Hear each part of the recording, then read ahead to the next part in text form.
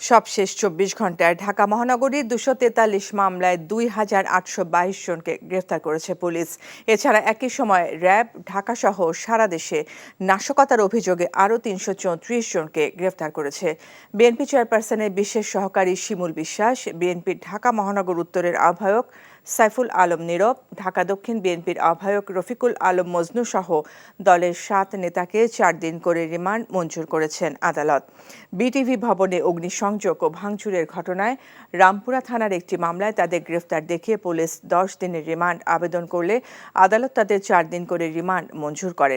এদিকে ব্র্যাক বিশ্ববিদ্যালয়ের শিক্ষক আসিফ মাহতাব ও জাহাঙ্গীরনগর বিশ্ববিদ্যালয়ের কোটা আন্দোলনের সমন্বয়ক আরিফ সোহেলকে বনানীর সেতু ভবনে অগ্নিসংযোগ ও ভাঙচুরের ঘটনায় ওই থানার মামলায় গ্রেফতার দেখিয়ে ১০ দিনের রিমান্ড আবেদন করলে আদালত তাদের ৬ দিনের রিমান্ড মঞ্জুর করেন।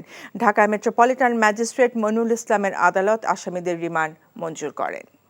এখন জন্ম সনদ দিয়ে খোলো বিকাশ স্টুডেন্ট অ্যাকাউন্ট। নিজের বিকাশ নিজে কর।